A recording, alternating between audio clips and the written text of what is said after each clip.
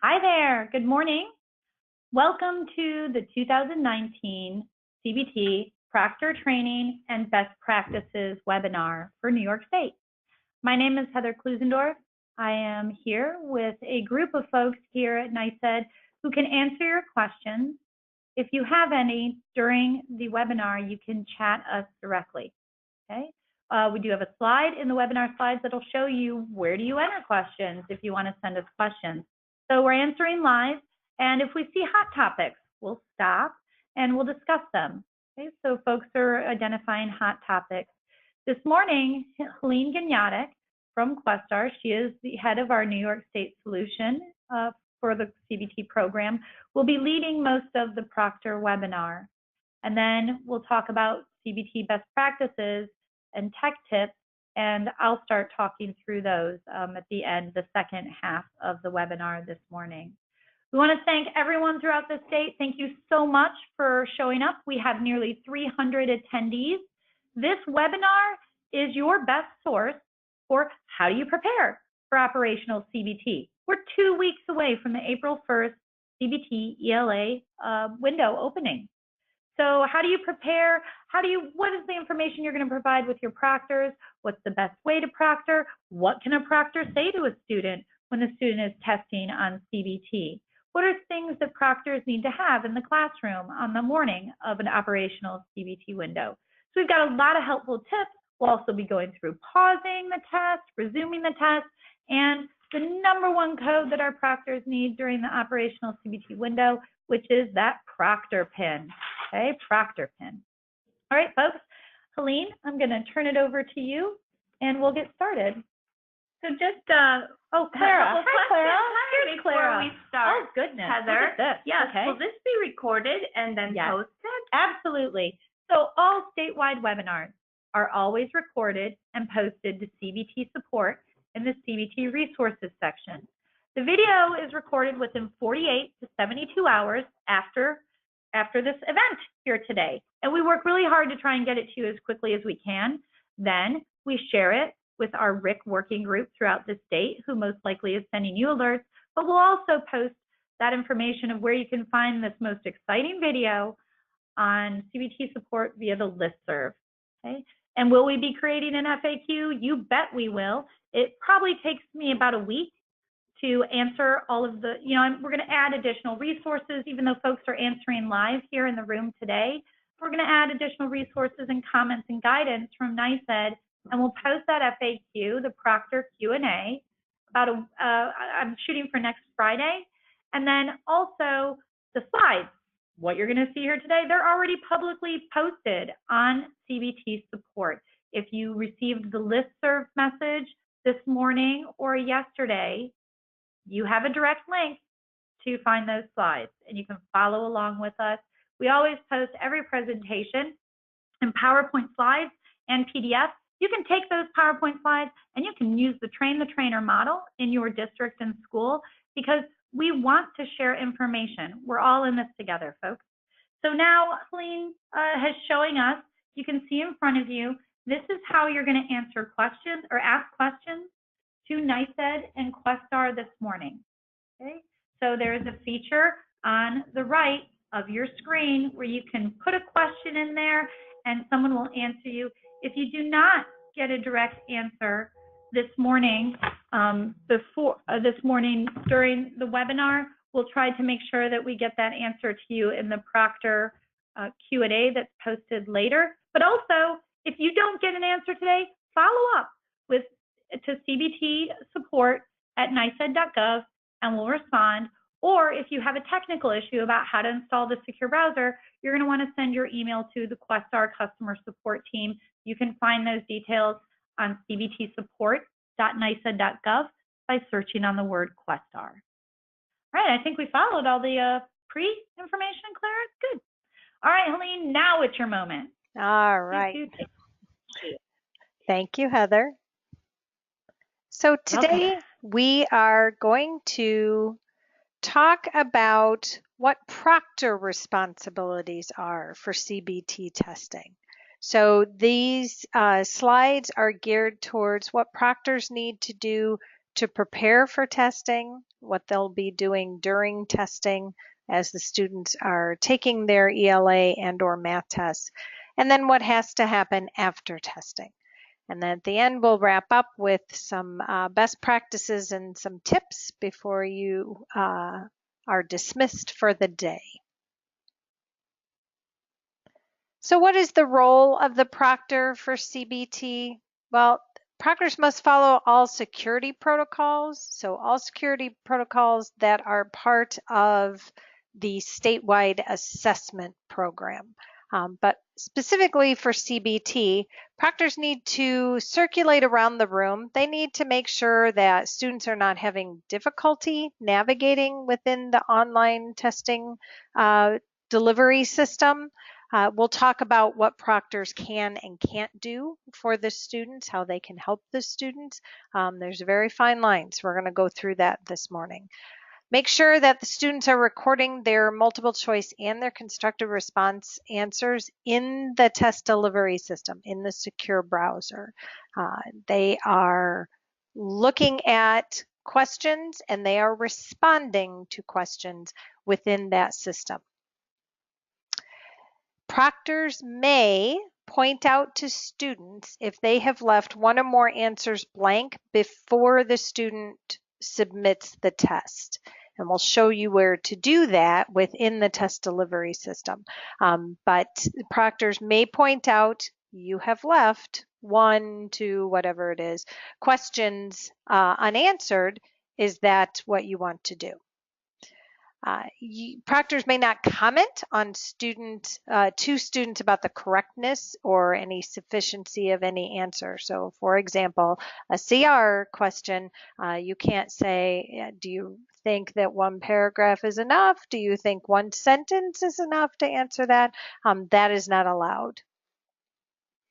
And we ask proctors do not use cell phones or any devices that can take an image of any test materials. So we ask never take photos of a screen. Even if you're having problems and you're talking to Questar customer service, we may ask you, what do you see?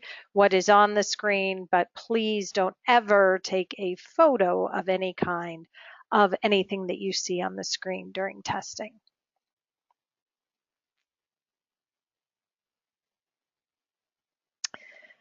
By now, the proctor should be familiar with the test delivery system, the secure browser.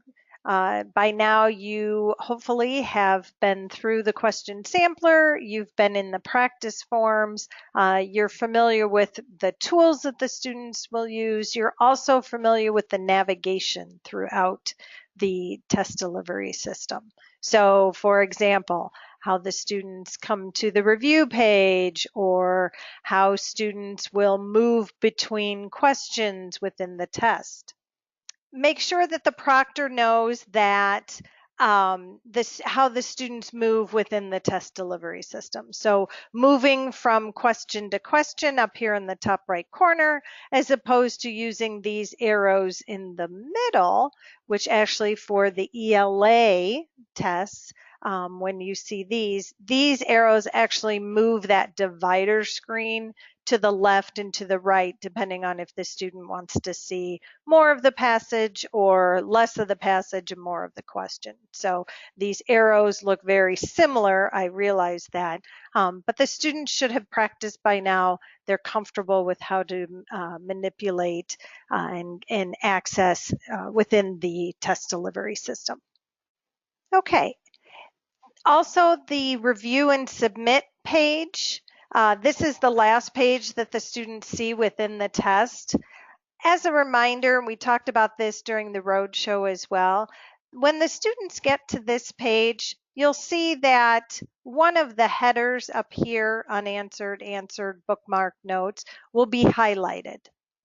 When the student clicks on any of these 4, it is going to highlight those questions that correspond with the header. So for example, this example on your screen is the unanswered tab is highlighted, which means that all of the questions that the student has not answered are highlighted. If the student would click on answered or bookmarked, it's going to show those questions that the student has already answered, or those questions that the student has placed a bookmark for whatever reason. I want to come back to it. I had a question about it, and they've bookmarked it for whatever reason. So the student can use that review page to sort of get a bird's eye view of where they stand in answering all the questions, responding to everything. At any point when the student is on the review page, they can click on any one of these question numbers and it will take them right back to that question within the test.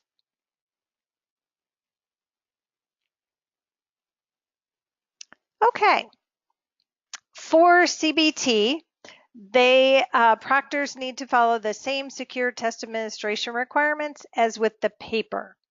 Okay, so you have access already to the teacher directions. Those have been posted already. You need to be familiar with those teacher directions for ELA and math prior to starting testing. There are 2 testing sessions for all grades. So regardless of what grade, you've got 2 testing sessions. It's a 6-day administration window. So a primary administration window is 6 days. And then you have 3 additional makeup days as well. Your entire grade needs to be scheduled for the primary administration on the same 2 consecutive days. So as you schedule testing, you need to have all of your 3rd graders scheduled for the same 2 consecutive days. So whether it's Tuesday, Wednesday, or Wednesday, Thursday, all your 3rd graders need to go through there. Now, obviously, you may have some makeups, students absent, student can't take the test that day, whatever it is. You can do makeups once you set those primary administration days. You'll do the makeups when you can get those students through on the device and test. But your primary administration is 2 consecutive days. And multiple students can use the same device as long as the students submit the test at the end of the session. So during the roadshow, we talked about, worst case scenario, what happens if, and we had said that sometimes if the student can't submit the test at the end of the session, we'll ask you to quarantine that device. It's only if something comes up. For the most part, you can have students use the same device, multiple students use the same device. As long as they're submitting at the end of the session, they get the green check mark of goodness, they're ready to go, and that device is ready to be used by another student. I am sure this is no surprise to anyone. Here are the testing dates. ELA starts on April 1st, goes through April 8th. Those makeup days can start on April 4th and goes through April 11th. So you've got some additional time to do makeup. Scoring dates, April 5th through the 17th. And then math, very similar. April 30th to May 7th is that administration, that primary administration with the makeup can start on May 3rd through May 10th. And then we score from May 6th to the 16th.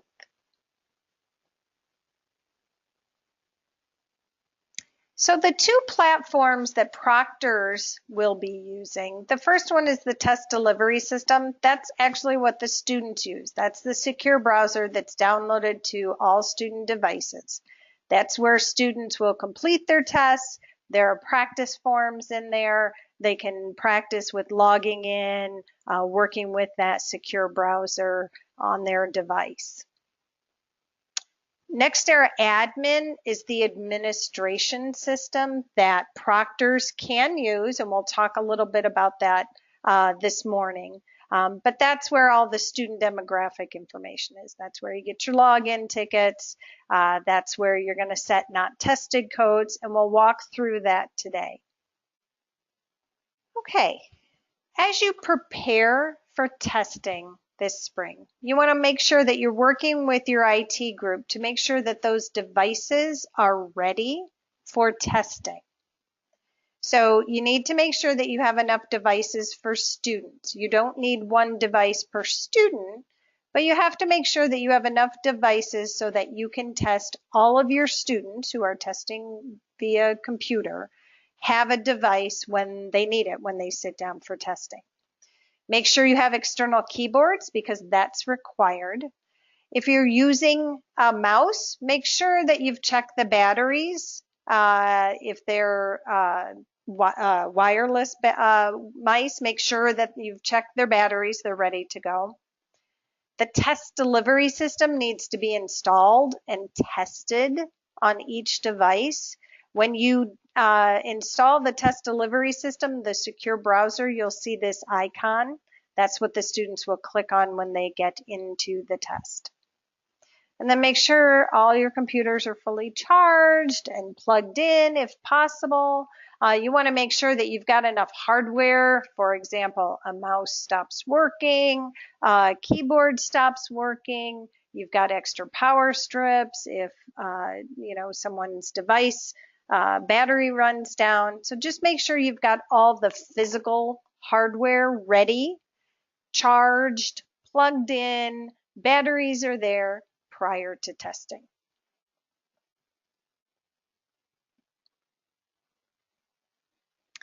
For proctors, when you prepare your room, your testing room, make sure that you've got a site, whether it's a classroom or another location within your school, that's well lit, well ventilated, a nice quiet place for students to test.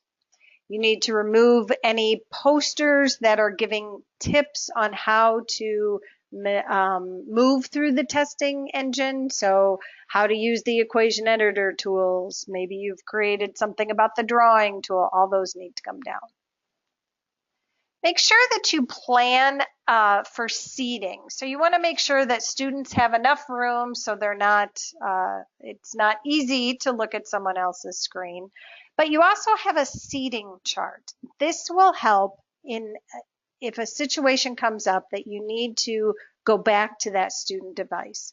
So we have trained and we have recommended that you write down the device number for each student, right? This student sat at this device and the ID for that device is 123. So you've written that down. But if you forget, and that doesn't happen, if you have a seating chart, you know that Johnny was sitting at the computer that was 3 rows back and 2 in. So a seating chart can really help you organize and troubleshoot if something happens. The school assessment, the test manual, Appendix W has more information on setting up your secure testing environment, what has to be done. The SAM is now posted on NYSED's website. It's also, you can link it through CBT support. And then if you're going to allow a student to bring personal devices, there is a link here on what they can use from home, and you can follow up with that.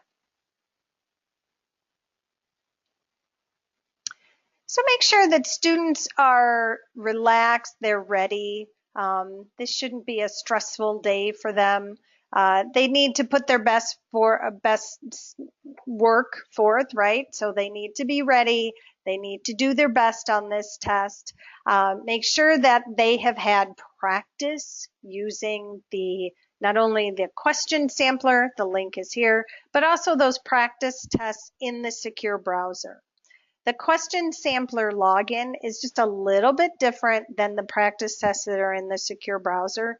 You want to make sure that the students have had access to that secure browser. They've practiced with those forms. Hopefully you participated in the simulations that we did a couple weeks ago, and students had a chance to practice with that. It's really important that they know how to log in, put their password in, choose which session they're going to take, so that those are very familiar to them when they get ready to sit down for operational test. And you encourage students to attempt all the questions, tell them to read each question carefully. We'll talk about what you can and can't help them with once you're in the test. But prior to starting the test and as you're working through the practice tests, reminding them to attempt all the questions, try to answer everything that they see on the screen.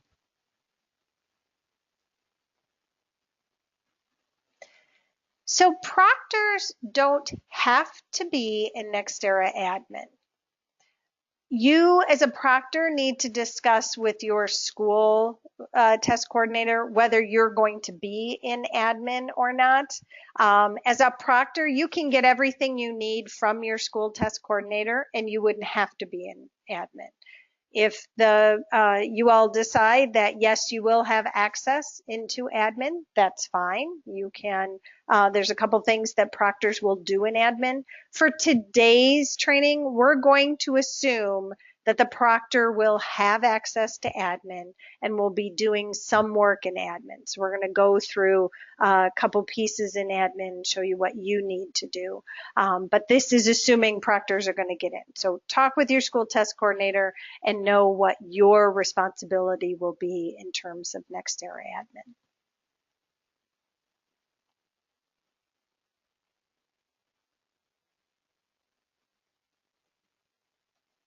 So what you're seeing here on the screen is just the main page of admin. If you've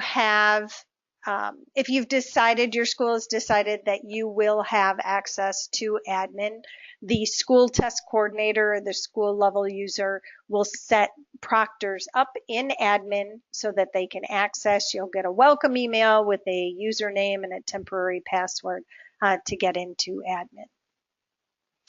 If the school decides that proctors don't need to be an admin, we'll take care of that at the school level. You can always give proctors access to that examiner view, and they can monitor testing through that examiner view page, and we'll talk about that in just a little bit.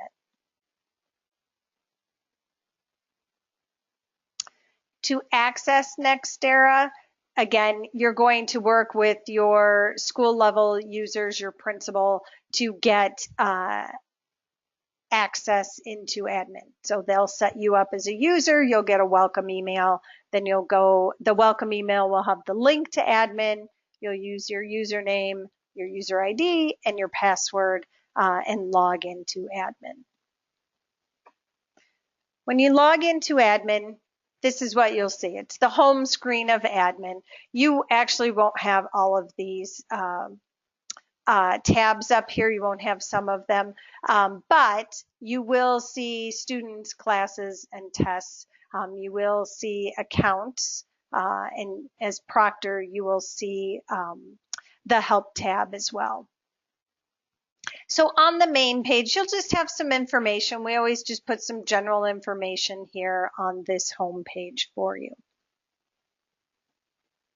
What you want to do as proctor, very first thing in admin, is go under the students tab right here, and you are going to run the student download report. As proctors, you see those students that are tied to your account in admin. So as a proctor, you'll only see those kids that are tied to you, that are set up in classes that you have access to in admin. You want to go under the student tab and you run the student download report. You can also, run it from the class report under the class tab, but let's just say you're going to go to the students tab here and choose your, go to the very bottom and you'll see that download report. The classes here, if you click on classes, you will go to all the classes that you're tied to, and at the bottom you can download that file there. I want you to run this report prior to testing and a couple days before testing. If you have access to admin, I want you to confirm that the accommodations are set correctly for your students. Okay, I want you to make sure that you have these accommodations set up. You want to make sure that accommodations are set prior to testing. We'll talk about the 10-step process it will take to reset a form if those accommodations aren't set prior to the student logging in. So run this report, verify that the accommodation is set up for the students that need to have accommodations, then you know you're ready to start testing. The next step, if your school decides that you will be responsible for this, is to print your login tickets for your students. The student needs those login credentials in order to log into their specific test form that we've assigned to them. In admin, if your principal school test coordinator decide that they want you to do this, in admin under tests, you're going to choose your class, and then you'll see over here on the left this login tickets tab. When you click on that, it's going to pull up the information to print for the login tickets. You're going to see a drop down. It's going to ask you to choose how you want them printed. Basically, they're going to print so that they fit an Avery label. So Avery label 5160 or 5163. You do not have to print them on label stock. You can print them on regular paper, you can print them on colored paper, but they're just formatted for an Avery label stock. Once you choose the option, you want to click on OK, and then you're going to get a whole sheet that looks something like this. There's not a lot of information on these login tickets. We don't need it. The student's name will be at top, last name, first name, the NYS ID, and the password. The NYS ID is their login.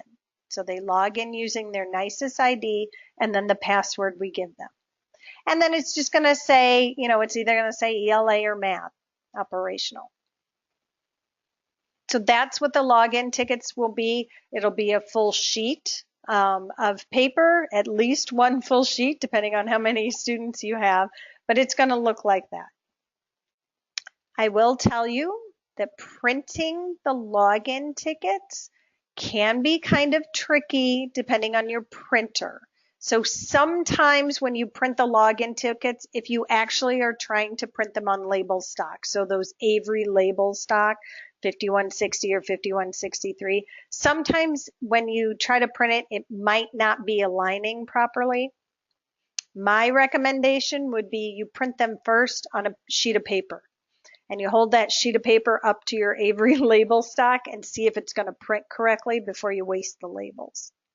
If it's not going to set, if it's slightly off, it's not aligning correctly, these steps will help you. So save the file and then open it. And then what you want to do is go into your print function in that document and make sure that you click on custom scale and make sure it's 100%. And that the paper size says 8.5 by 11.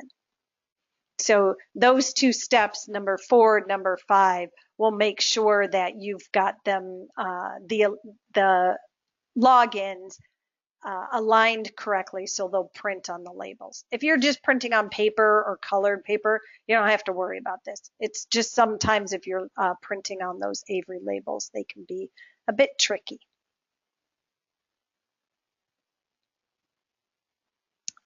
The next thing you need to prepare for testing is the session access code. The session access code is the 4-digit code that the student needs to log in every time he logs into a form. Okay? This is the session access code. You will get it from admin, and you will provide it to the students during the administration, so as they're logging on. This is not something that's on those student tickets. This is something that the teacher proctor will have and provide that to students. In the test tab in admin, when you go to tests, when you view the test, the session that you want to pull the access code, you'll come to the main page. And right in the middle of the page is this access code here. You'll have an access code for session 1 and a different access code for session 2. And then down below on that same page, you'll see student information. So you'll see all the students who are grouped for that class grouping. So you'll see some information down below. But for the access code, it'll be right here in the middle. It is a 4-digit code. If you need to change it for whatever reason, work with your principal, your school test coordinator, to change it. It will always be a 4-digit code.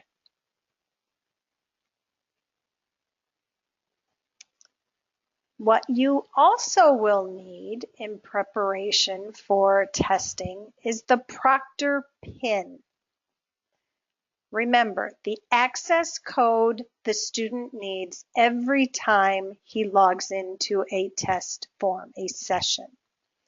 The Proctor PIN is when the student needs to pause the test. Pausing the test requires a Proctor PIN. Okay? One way to think about it, all P's, right? If a student needs to pause out of the test, I need to take a break, I need to move this student to another location, he's pausing the test. He has to have a Proctor PIN to get back in. Okay? The Proctor PIN is part of those secure materials that will be provided to you as a proctor with your test packet. So your logins, your access code, your Proctor PIN.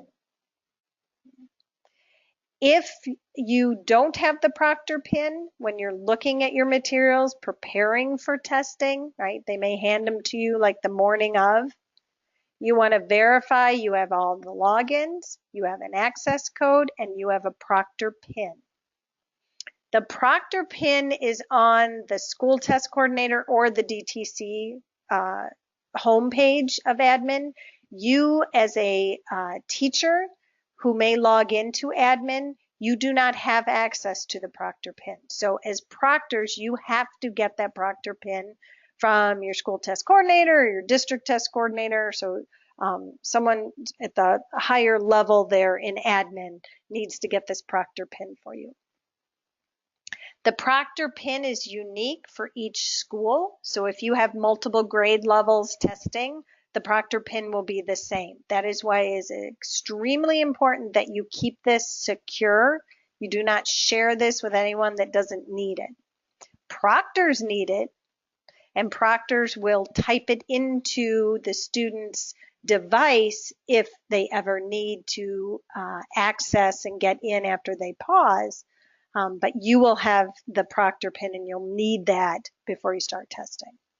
It can be reset. The Proctor PIN can be reset if there's any reason, you think the PIN has become compromised. Your school test coordinator or your DTC can reset that.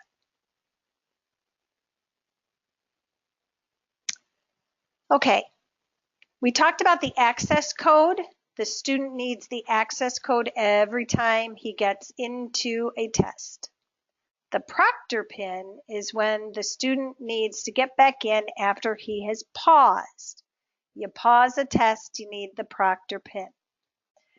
The boxes on the student, in the student test delivery system, when these boxes pop up for the student, I realize they look very similar. That's why we spend a lot of time looking at them and showing them to you so that you make sure you know there's an access code and there's a Proctor PIN code, okay? So keep this in mind, and honestly, if you want to print this slide and put it up somewhere so that you remember it, that is fine. Access code every time the student logs in, Proctor PIN after you pause.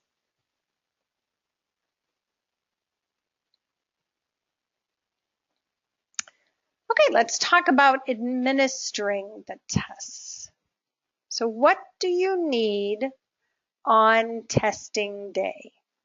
Well, you need those student login tickets, the credentials. We showed you how to print them in admin, or if you're not going to go into admin, you work with your school test coordinator, your principal, to get those login tickets. You have the session access code right? Access code you need every time the student logs in to a session.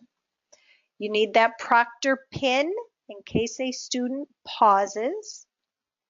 You need the teacher directions. The teacher directions are out there already. They're available to download. You'll also get them shipped to you, but they're shorter this year. The teacher-led directions, so those part of the directions that the teacher reads aloud to get the student ready and logged in, they're shorter. So we heard that those directions can be a novel, and so NYS worked very hard this year to shorten them. They're still very specific. You have to walk through them. You have to say exactly what it says on the paper, but they are shorter. So hopefully everyone will enjoy that. You need scratch paper. You need school provided calculator. So for math, remember the calculator, there is a calculator within the test, but you also need to provide a calculator to each student. And then the math reference sheet. We are going to send you 2 copies of the reference sheet for every student who is going to take a math test. One for session 1 and the second one for session 2. And all this information is in the teacher direction, so you can find it all there. Please, please, please, I showed you where to verify that your accommodations are set up correctly for your students prior to testing, but please make sure that you're familiar with what students need what accommodation, right? So you understand that this student will have reverse contrast, this student may have text to speech and therefore needs to have headphones and has practiced with those. So make sure that you're familiar with what accommodations are needed and that you have verified within admin based on that report. And if you don't have access to admin, if you all have decided that proctors won't be in admin, I would suggest that you ask your school test coordinator, your principal, your DTC to run that report and show you that report. So you want to verify that your students are set up with accommodations. Okay? That way you know for sure all your students have the accommodations they need prior to starting the test. And then just as a reminder, if you have a student taking the alternate language form for math, they will be sent an English paper copy for reference. So the students taking alternate language for math will take the test online on the computer, but they will be sent an English paper copy that they can use for reference. Those students are responding on the computer. They are not responding to the paper copy that they have for reference. That's strictly for them to use if they need it. But they're taking the test online, they're responding online. Okay, remember when I mentioned that 10-step process for a form reset? So what happens if the student wasn't set up for the accommodation that he needs prior to starting the test? So the student gets his login. He logs in, he puts his access code in, he starts the test, and he realizes, wait a minute, I'm supposed to have text to speech, and the tool isn't there. So you have to confirm, yes, the text to speech tool is not there. He's supposed to have text to speech. We didn't verify that, whatever happened. Have the student pause and exit out of the test immediately. Have him go no further. And then verify with the STC and check the IEP. Make sure that the student truly is supposed to have the accommodation. And I'm using text to speech as my example. So verify that he should have text to speech. If he should have text to speech, just dismiss the student.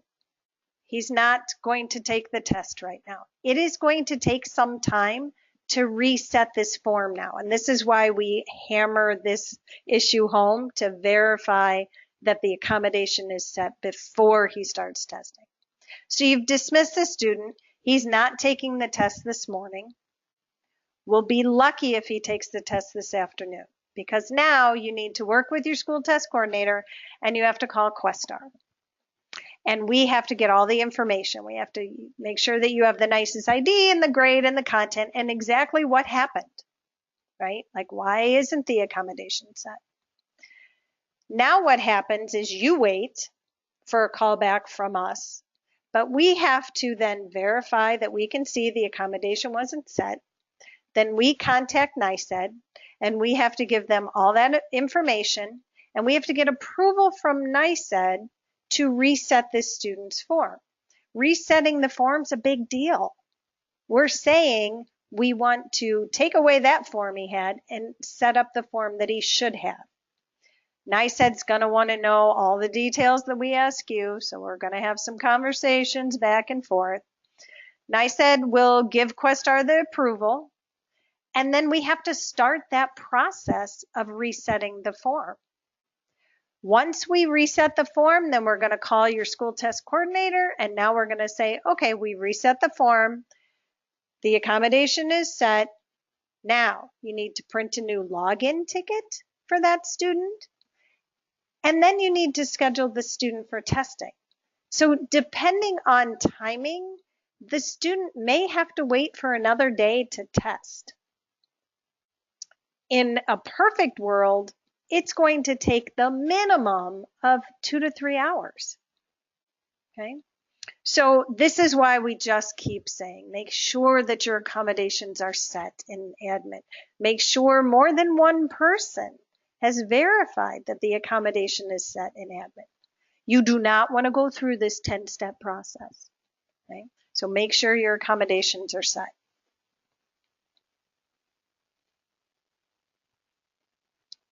Let's talk about text-to-speech. There are 3 different types of read-alouds, I guess you would call them, for the accommodation. The text-to-speech is the online version of that accommodation that student needs help reading, right? So text-to-speech is strictly online. The student listens in headphones. The computer speaks to him, right? The robot voice will speak to him. He takes the test online. He responds to the test online.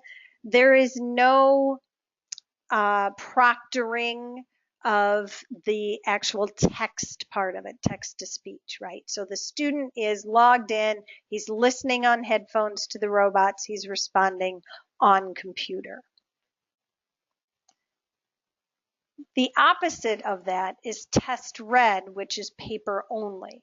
And that is where the student isn't on computer, it's the human, so a proctor, someone, is reading the test to the student from a paper form, and the student is responding on paper. Okay, and this is, if the student is taking this version, so he's going to take test read paper only, then if that student is in admin as part of his class cohort, you want to make sure that you're coding him tested on paper in admin.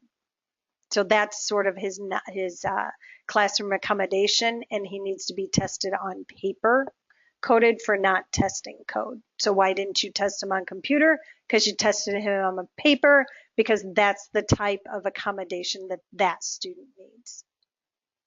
Sort of that middle ground is the read aloud by human.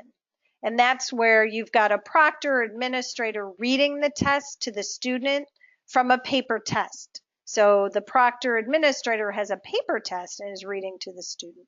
The student is actually responding on the computer. So this is sort of the hybrid version of reading aloud to the student.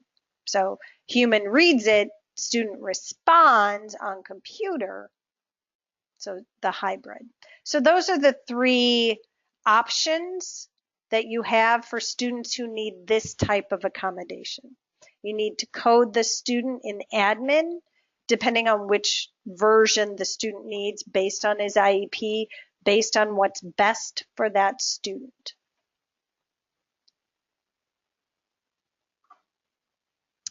proctoring text-to-speech, the student controls his own test when using text-to-speech. So the student must click play. So here, down here, is the text-to-speech toolbar. He has to click on play to start the text-to-speech, the speaking. It doesn't start automatically. He actually manipulates this tool down here to start it, to rewind it, to speed up the voice, to slow down the voice, those types of things. So there are 4 reading speeds within the device that he can choose what's best for him. Just FYI, this 4th bullet is probably the most important here. The volume has to be set before you log into the secure browser. So make sure that the student has figured out what volume he wants on his headphones, because you can't use the volume buttons on the device once you log in. Okay, we lock down everything because he's in the secure browser. That also includes the volume button. So make sure the student puts his headphones on, we've figured out the volume, and then we're logging on. The student is logging on to the test.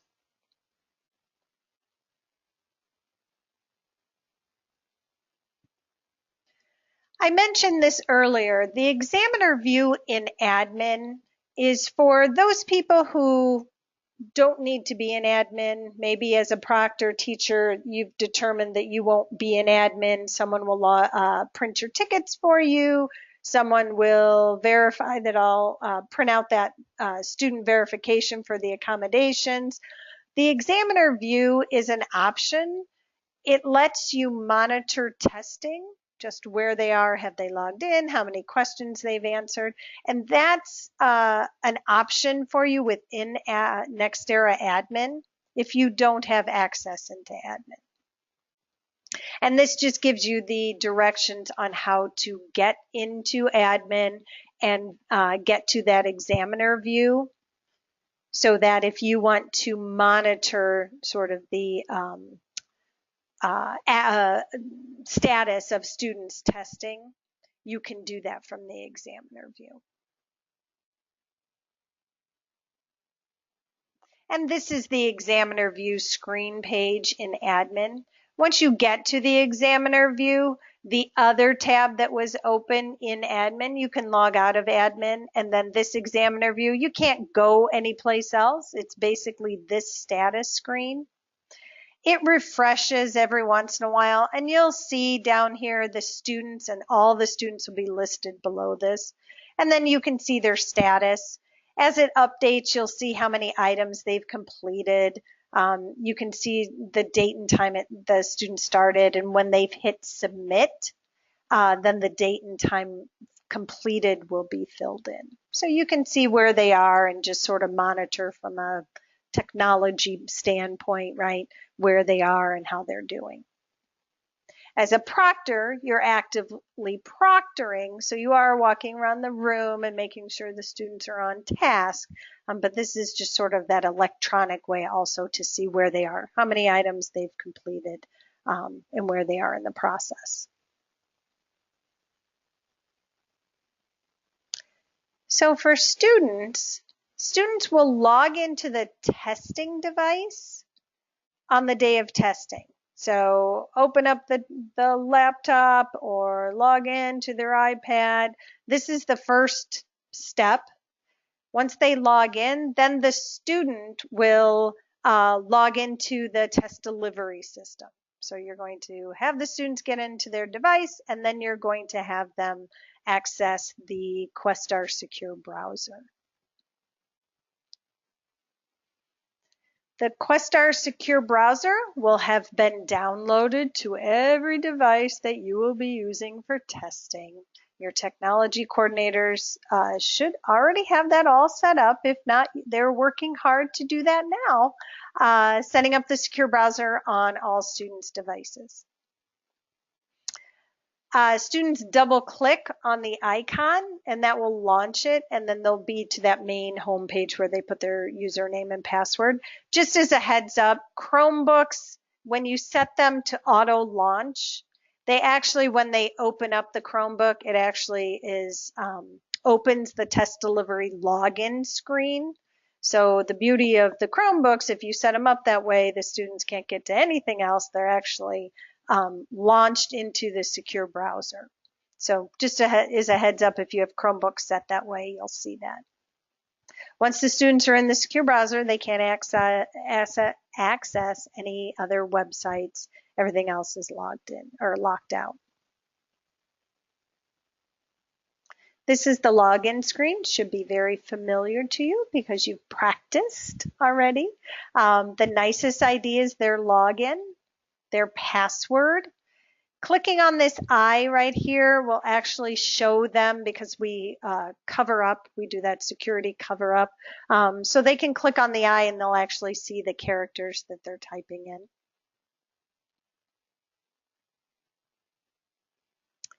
This is the verification page.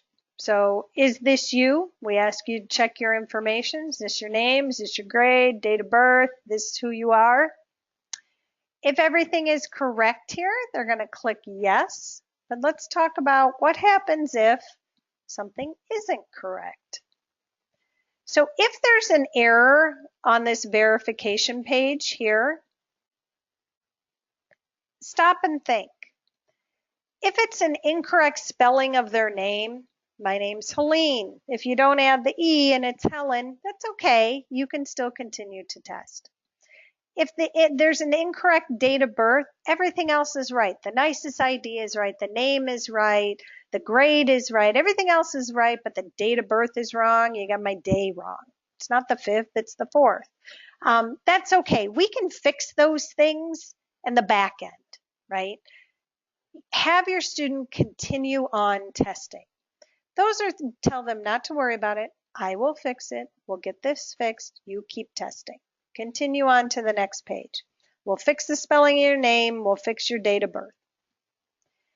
If by chance the student gets to that verification page and it's the wrong student name, if I'm Helene Gnyatic and my verification page says Heather Klusendorf, I actually am going to take Heather Klusendorf's test. And she doesn't want me to take her test. So if it has the completely wrong name, stop. Don't let the student go any further. Same thing with the incorrect grade. We give students tests based on the grade that we have in admin. If that student is set up in admin as a 3rd grader, we're going to give him a 3rd grade test. Well, actually, it was incorrect. He's actually an 8th grader. He wants to take an 8th grade test. So if the student has a wrong name on that verification page or an incorrect grade, that's when you stop the student. 99% of the time, you've just handed out the wrong login ticket. Heather and Helene were sitting right next to each other. I messed up. I gave them the wrong login ticket. Okay. So confirm that the student received the correct login ticket. If they did and it's still something is wrong, contact us. Okay. So give us a call. We'll help you work through it. 99% of the time, you just gave them the wrong login ticket or the grade is wrong in admin. We can fix that, print them a new ticket, and all is good and they can test. Okay? So just that verification page, there's a couple reasons why you would stop the student testing if you got there. Most of the time, they're just going to verify that the information is correct and move on off that page. And then students who just have one name, so from the pre-ID file, if students only have one name, they don't have a first name or a last name, we're going to pre-populate that with unknown on their ticket. So it may be Helene unknown or unknown Helene, just as a heads up in case students ask. And again, that's something that you can fix on the back end as long as you verified that their NYS ID is correct and all the other information is correct. After they verify, they're going to get to this selection page. This is where they choose either session 1 or session 2. In a best practice, if schools are worried about bandwidth, and you may have talked about you're going to stagger your starting times for students, on this page, this is where you're going to do that. When you click Start Test, you are going to click that, and then the test form is downloaded to the student's device. This is the hardest hit to your bandwidth right here. So if you're concerned about bandwidth and you've talked to your IT folks and your school test coordinator has said we're going to stagger testing starts just to make sure that we don't have an issue with bandwidth. If you've had that conversation and they say stagger the starts every 15, 20 seconds, 30 seconds, this is where you're going to do it. You're going to say session 1, students, in the first 2 rows, click on Start Test, everybody else wait. Give them 30 seconds, and then have the next 2 rows. You click on Start Test, everybody wait. So this is where you would stagger, but you want to talk to your school test coordinator and your tech folks if that's needed. If you don't have a concern about it, then you would just have all your students click on Start Test. Once they, this is a process flow graphic of exactly what we talked through. So right here, choose your test. This is where we say if you're going to stagger logins, this is where you do it. So, and then we'll go through the remaining screens. So just a nice picture of what we talked about. The next thing the students will see are the directions pages. And there are several pages. These are the same in the practice forms and in the question sampler. So by now your students are very familiar with these directions pages. You can continue to work through each page by clicking on the arrow, or you can click the X up here and close out of the directions. But they're the same directions that the students should be familiar with. And they go through everything. They, walk through the online, offline indicator. They talk about where to find the directions if you want to see them again, how to pause. These are all on here.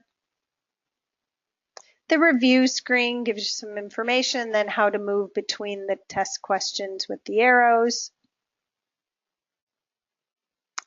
And then the split screen controls for ELA, right? The passage is going to be on the left, the items are on the right, and how to move that split screen bar so that you see more passage or more questions. And it goes through all the tools as well that the student will see. These are all the same. And again, I keep reiterating this. Your students should be familiar with this. They should have already seen these tools and worked with these tools. Once they get through the directions, the access code is needed. Remember, access code is that code they need every time they log in. It's a 4-digit code. You're going to give the access code to your students, announce it out loud, put it up on the board, something like that, and then click continue. At this point, you get this wait to start. This is sort of just the pause. Let's wait. Let's make sure all the students are on the same page. Are we good? Do we have any more questions? If not, we start the test. Okay, so this is just sort of that last breath. Everybody ready? Anybody have any questions? No, we're good. Everybody click start test. Good luck. And then once they get in, the very first screen they see is looks just like a paper test. Looks exactly like a paper test. It just verifies, yep, I'm taking grade 8. I'm on session 1. It's just another verification that they're in the right test. And then the student starts testing. This online, offline indicator will be in the top left corner. This is something that proctors can monitor as they're actively walking through the room, making sure the students are on task. You can monitor the online, offline indicator. If there's an internet issue during testing, it will turn to that red X, the offline. Students continue to test. And you'll work with your school test coordinator and your principal on what the process will be if you see any offline indicators here. But the students will see it up here. Their job is to continue testing. Their job is not to worry about the online offline indicator. That's the adult's job to worry about that, right? And you'll work with your school test coordinator on how to handle that. Directions are always available to the student, and this right here is where you pause your test. The review page, these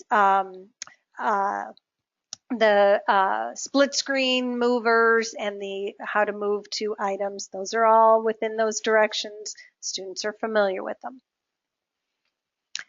The ELA tools are the same as last year. These tools are available to all students. These are not accommodations. These are tools for all. The math tools are tools for all. We have added the line reader this year to math. We heard from the field that some students would like to use the line reader in math, so we've added that this year. Again, these tools are there for all students, for all sessions, for all questions. And I say that, but know that the calculator, the ruler, and the protractor are available by grade when they're needed and when they're required. So those three tools may not be available for all students, for all grades. Calculators. There is an in-test calculator, right? We provide for grade 6. Session 2 will have a 4-function calculator, and grade 7 and 8 will have the scientific calculator. Students still need access to a real live calculator. They can use either one, but it is provided within the engine. Equation editors are by grade span. So grades 3 and 4 have some equation editor tools. Grade 5 and 6 have a little bit more, and 7 and 8 have the most. These are the same in the practice forms and in the question samplers, so your students are very familiar with them because you've practiced with them. When the students get to the end of their test and they click on review, they come to the review page. And we talked about what these tabs up here mean and the highlighting means. Remember, you can click on any of these tabs up here, and it will highlight what you want to see. I want to see all my bookmarked items. I click on that, and then I will see. Number 3 has a bookmark. Number 12 has a bookmark. Most of the time, the students are probably going to use this unanswered. They're going to click on this, and then it's going to highlight those questions that I did not respond to yet. Once they get through this review page, they click on Submit Test. Yep, I'm ready to go. I'm done with my test. They get to this page. On this box that pops up, it will say, just as a heads up, you have 5 unanswered questions. You can submit your test without answering all the questions. Do you want to do that? You can cancel and go back into the test, or you submit the test. Once the student submits the test, all goes well, they get the green check mark of goodness. Okay? Students are going to sign out here. New York, you don't test both sessions on the same day, so students shouldn't click take another test. They're going to sign out here. Okay? Cancel, I want to talk through because some of the terminology on these buttons is a little confusing for the younger grades. Cancel on this unanswered question page, if you click cancel, it actually takes you back into the test. So the students only use cancel if they decide, you know what, I do want to answer those 13 unanswered questions. So I do want to answer those. I'm going to cancel and go back into the test. On this page, on the test submitted page, take another test again. It goes to the session page. The students won't do that because you're not going to double up sessions on the same day. So they're going to click on sign out. So just some terminology to help with your students. Remember how I said the Proctor pin is when you pause and you need to get back in? If the student clicks that pause button, they're going to get this pop-up. Are you sure you want to pause your test and sign out? Cancel will take them back into the test. This X up here will take them back in the test. But if they really do want to pause their test, they click on pause test. The minute they click on the pause test, next time they log in, they need that Proctor pin. 8-digit code that you have received from your principal or school test coordinator. You have that Proctor pin to help the student get back in.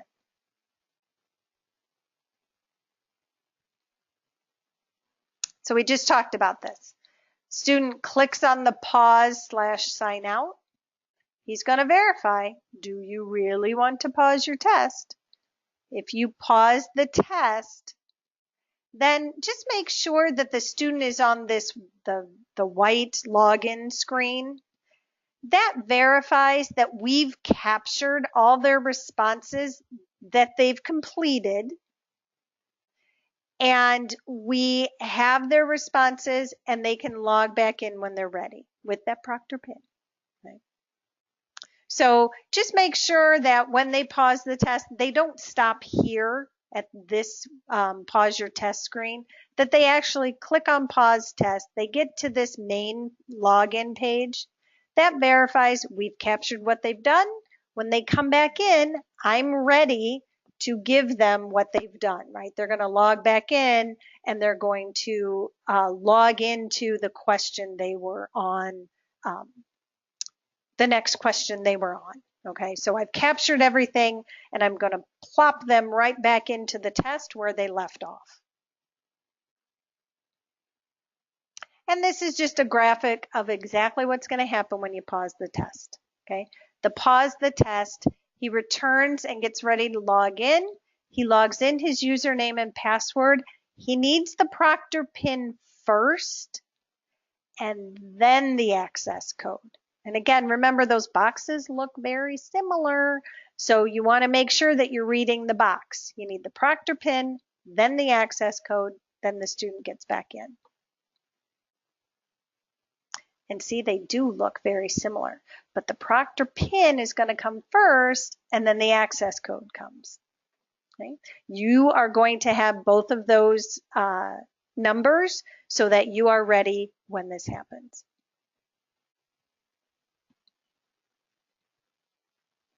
So let's talk about what a Proctor can and can't do during testing.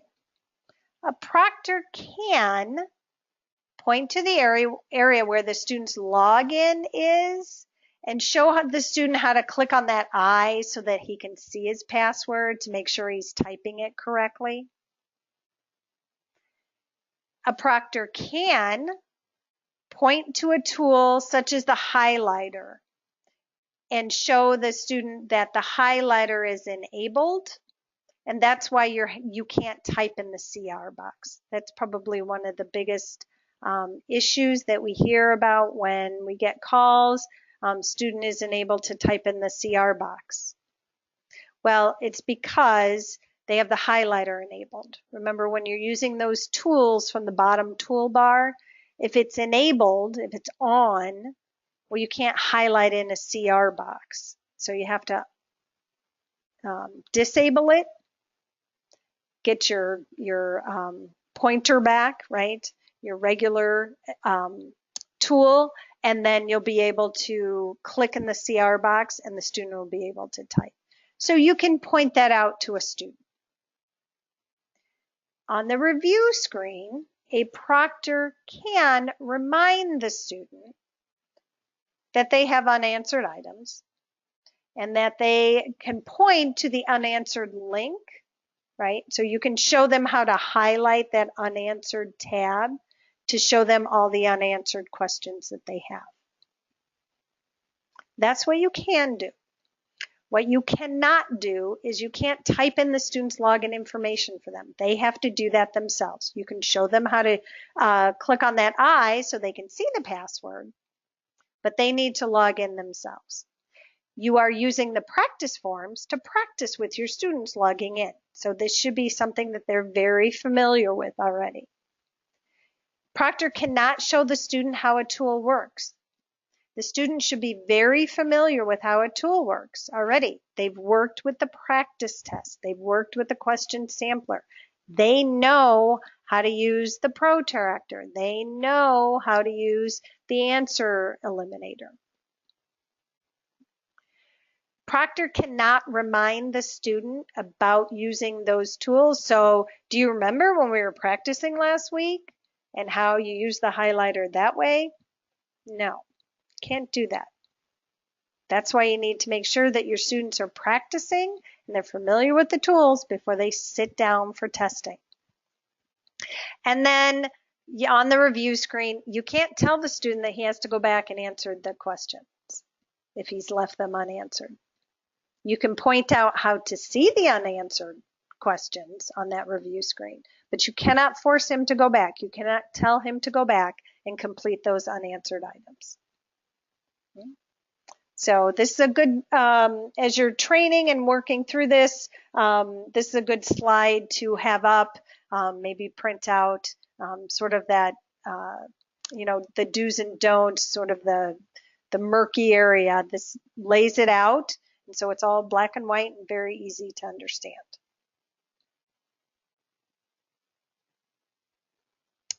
All right, let's talk about what needs to happen after testing. So you've got your students through. You are done testing.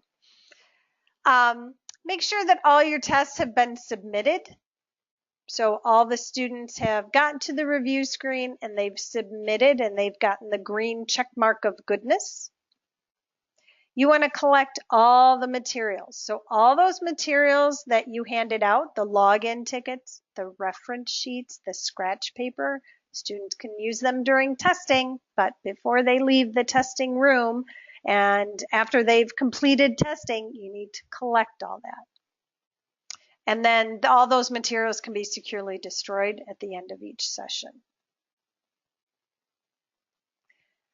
Teachers and proctors who help with the test administration are not to discuss test questions or any other specific content. That includes hallway discussions, online, email, any electronic ways. Again, you're not to take photographs of anything. So, what stays in the testing room or what happens in the testing room stays in the testing room. It's kind of that rule. And as a proctor, if there were any irregularities or misadministrations, you need to report those to your school test coordinator. Also, we'd like to have the feedback. So tell us what worked and what hiccups you had, what concerns you had. Give that information to your school test coordinator, your district test coordinator. I expect that a lot of the district test coordinators are going to ask for feedback because the state asks for feedback. A lot of the enhancements that you see throughout the years are based on the feedback from what we hear from you. Okay, you tell us that the students like this, the students had some trouble with this, and we take that when we make the list for enhancements for future years. So give us feedback as well.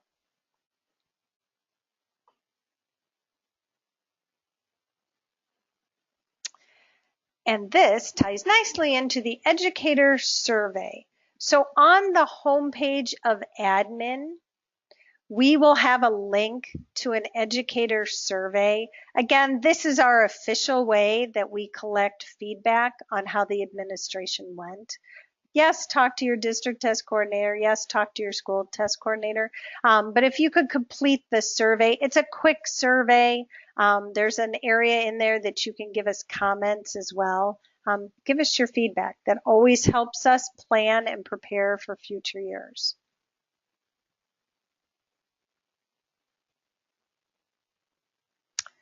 The final step for Proctor is make sure that you are completing the Proctor certificate. The Proctor certificate is in Appendix D of the school manual, the SAM. That has to be completed, and you have to keep it at your school for 1 year. So you're keeping those for a year just to, get through the school year, get through the administration and all the reporting and all that. So this has to stay on file for a year. And basically, you probably can't read it on the screen, but you can read it in the SAM. It basically is acknowledging that you followed the procedures that were required and you understand your responsibilities. And that will be the final step for proctors. So we talked about how to prepare for testing, what to do during testing, and the final steps after testing.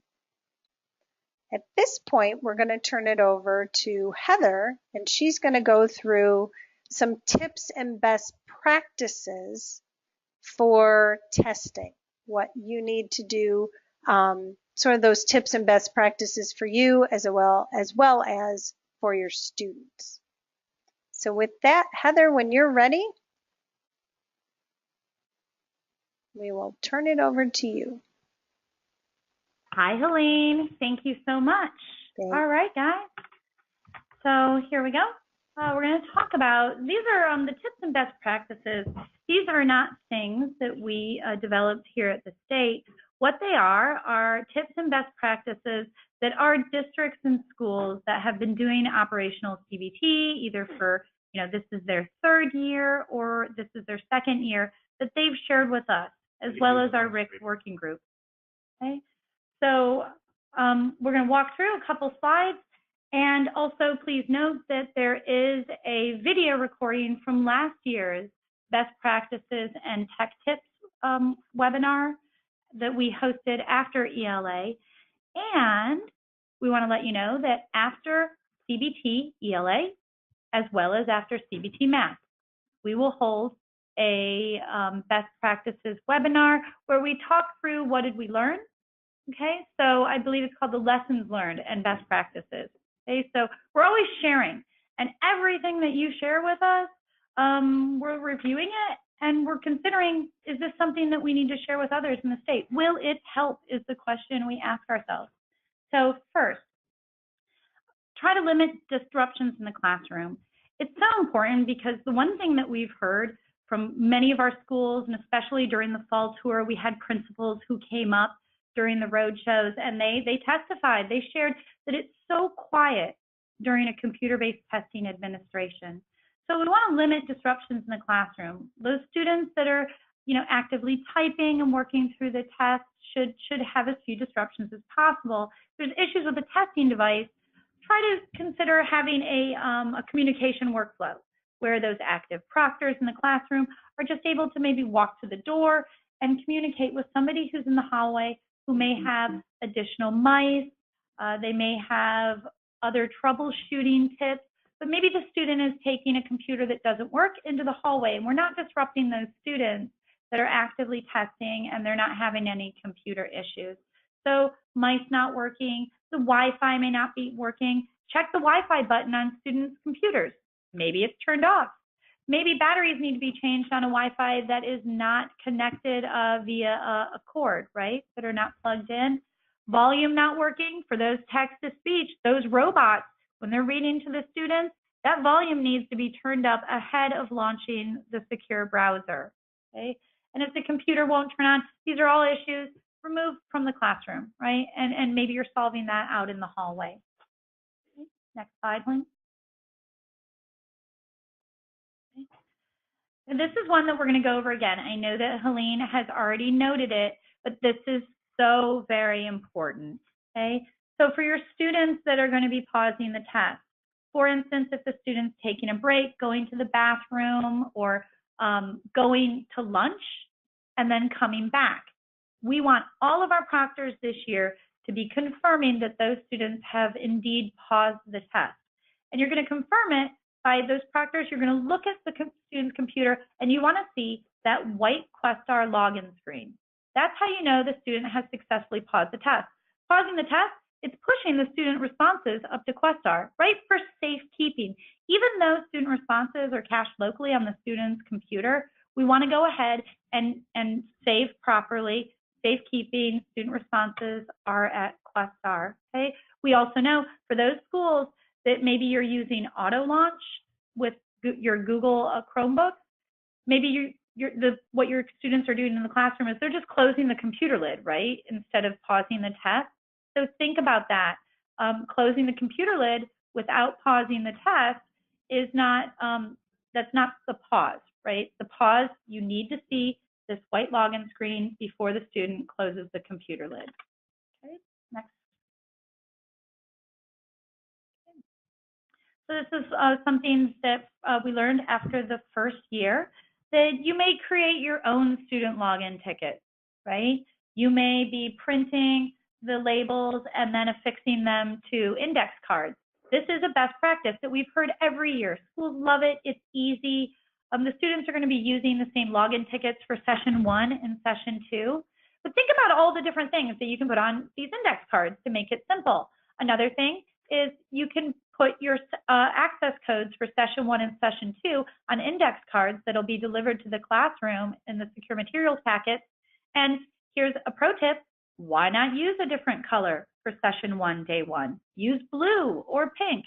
And then for session 2, those access codes are maybe on purple index cards, right? Make it easy so that you make sure that you're grabbing the correct secure materials from your safe, but also putting the student's computer name on those student login tickets.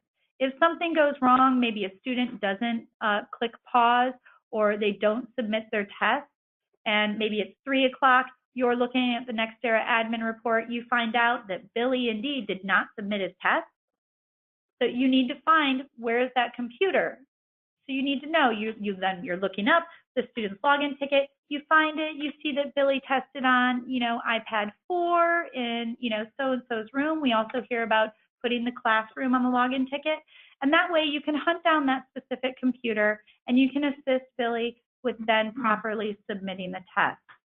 Another tip that we've heard is students might be writing their not tested code on the back of a login ticket.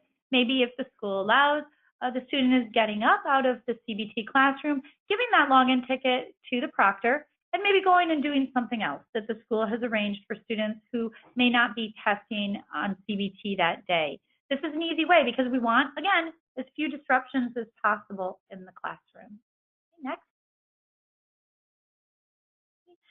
This gives you an idea of what the proctor pin could look like. Again, guys, this is my art, right? That's some nice art, right? Okay. So note that the proctor pin is a secure material. And some schools shared with us last year, they're making sure and they're making a note on the back of the proctor pin so that, keep this turned over, don't let students see it. Another tip is that if that proctor pin becomes compromised, you need a communication plan to make sure that you're resetting the proctor pin on the homepage of NextEra admin. And then you've got a team of people that are delivering those new proctor pins to the classrooms. This is especially important during operational CBT when the students are actively testing, because we want our students to be able to go to the bathroom, right? We want comfort as well as few disruptions as possible. So use a proctor pin card, use labeling on those index cards, and have a communication plan. And pro tip, the proctor pin is not hashed on screen. Can the student see it when the proctor is typing it on the student's keyboard? Yes, they can. Guess what happened when we had them hashed on screen? Proctors kept mistyping the proctor pin. So the student can see it. Just ask the student to avert their eyes. Okay, we know this. Next. Okay. So student testing accommodations. There are 2 things that you must have done before you print your student login ticket. Okay, so your student login tickets will be able to be printed on Monday, March 18th. That's this next Monday. Before you do that, you must have your student testing accommodations set. You also must have your students organized in Nextera Admin into the class containers within which you want to view them while they're testing on CBT. So before you do that, you set accommodations, get the classroom, and if indeed you have printed a student login ticket and then you realize, oh, we didn't have text-to-speech set for that student's password is going to change when you set the accommodation, because the password login ticket is tied to a specific form, text-to-speech. The robots are reading test form A. There are more than 20 different ELA test forms, for instance, spiraled electronically within the classroom. So if you don't set your accommodations ahead of time, you have to, and you're setting them after printing a login ticket, you must go back and you must look on Nextera Admin and either confirm that the password didn't change or find that new password that's been set for the student, okay? And if you don't set text-to-speech ahead of a student logging in to the CBT test, and you realize the robots didn't come, the text-to-speech player isn't there, and you find that text-to-speech was just overlooked when preparing for operational CBT. You have to call Questar, who then has to call NYS to confirm that yes, we can reset that student's form. Well, I already told you that all of these, that the ELA test forms, there's more than 20 in the classroom. So they're spiraled. So there's no guarantee that that student who had already logged in and started testing without text-to-speech had test form A. So the student may lose responses in multiple choice, for instance, okay? So make sure that you're setting those student testing accommodations. Okay. Next. Okay. The math equation editor. Students can use 3 different types of entry for responding to CBT math.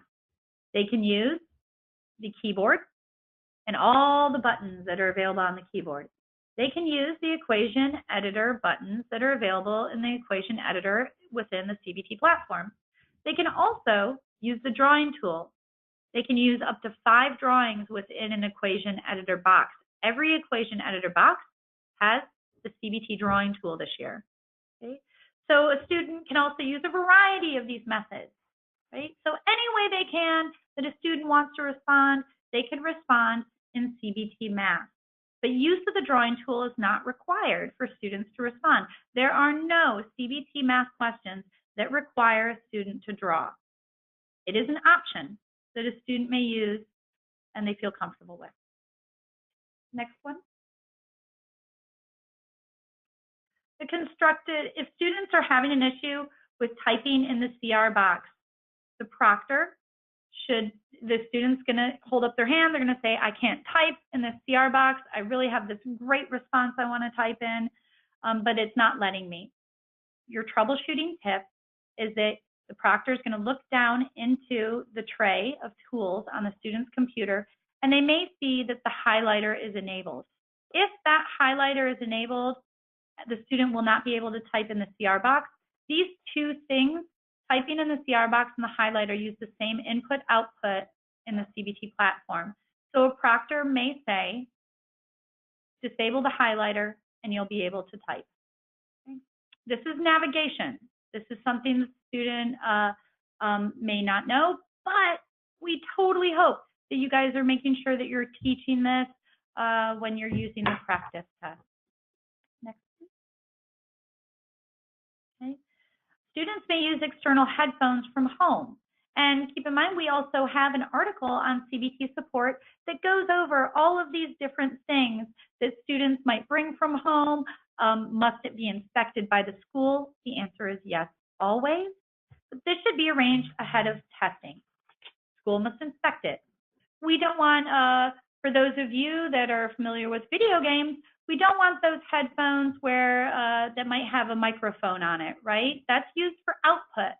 That's used for input-output. So just standard headphones, right, without the microphones. And students should only use computers, iPads, external keyboards, and mice provided by the school. Okay, and there's an article, so look it up. Pro tip, if you search on the word ruler, you'll find an article with guidance on all these different hardware devices, such as the calculator, etc. Next. Okay. As a student's being booted out of the test, you may need to check the network administrator to make sure all notifications are turned off. We went through 2 different CBT simulations this year in the state, and we learned a lot. We learned about malware or antivirus software that may be running in the background that causes the secure browser to lose focus. We learned that there are different things that can boot a student out of the secure browser. One of those is low battery, and that's a good thing, right? You need to know if those students need to plug in that computer.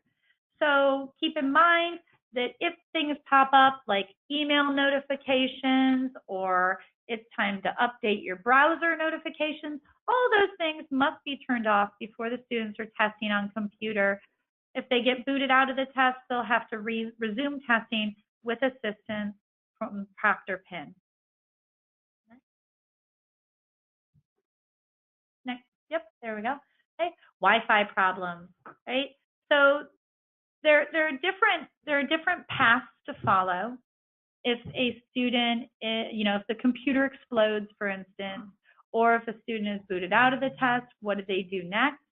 So if the internet goes down completely, if students were logged into the test session, it's very important about whether or not they were connected to the internet, okay?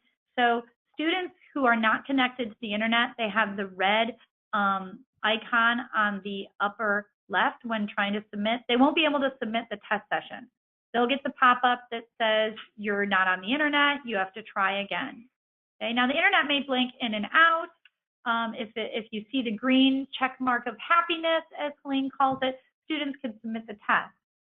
But if they do not have Wi-Fi, they should pause the test and then go back into that same computer to submit their test session once the internet is restored. Okay? If the Wi-Fi is blinking in and out, students can continue testing. We have districts in New York State that tell the students if it goes red, just keep on testing. And that's that online-offline indicator on the upper right. But that online-offline indicator is very important when students are trying to submit the test. They must have the green check mark of goodness in order to submit a test session. Students can continue testing if they are offline. Okay? Submission is what's important. Next. Here we are. All right. Okay, so Helene, you want to take it away and talk about, I'll talk about the PII real quickly, okay, and then you can talk about customer support. Okay. Sounds good. So when contacting NYS or Questar during operational CBT, never use the student's name. The student's name, other details about the student, that's personally identifiable information, PII. Okay, so always use just the NYS ID. It's all we need. We can look up who that student is. We can help. We just need the NYS ID. So pay attention to what is considered PII, okay, and whether or not you might be violating FERPA by sending information via email. We only need the NYS ID, okay? All right, Helene. Good. Thank you, Heather. You bet. Okay, the contact information, if you have any questions before or during testing, that is the Questar email and our customer service line. We are here to help you. It hasn't changed, it's the same, so give us a call if you have any questions. The next slide is the CBT listserv. Heather sends out weekly messages, updates during testing, and if you're on that CBT listserv, you can get those messages directly. It's an email that you get, has a lot of good information. So if you'd like to be part of the CBT listserv, send an email to CBT support with this information. You'll be added, and then you will be included on her updates as we get closer to testing. And just gives some great information for you. Yeah, it's the best read that you'll read all day, most likely. But we will be sending out. So the morning, think about it. The morning of operational CBT, we're going to let you know, hey guys, it's time to test. The tests are available on Questar. They're open. The tests open in the morning of a CBT operational window at 7 a.m. Okay, so students can begin testing as early as 7 a.m. We know that they mostly don't. We start seeing students logging in around 8 o'clock, between 8 and 8:30 is when we really start seeing the student traffic rolling in. But the CBT listserv, for those of you that are principals, district test coordinators, or were added via the contact form on Nextera admin for CBT technology readiness, we've already added you to the operational CBT ELA listserv. However, if there are others out there, if you didn't receive a message from me yesterday, you may need to be added to the listserv, okay? Great, Helene. Thanks. All right, and that covers all of our slides today. All right. Thank you so much, folks. If you have questions, send them in to CBT support, or if they are nuanced policy questions about testing in general, make sure to send those to the Office of State Assessment. And if you have issues with downloading the secure browser or installing it, testing it, send those questions to Questar customer support. We're looking forward to April 1st. Thank you so much for joining us. Thanks, Helene. Thanks, everyone. Have a good day. Bye.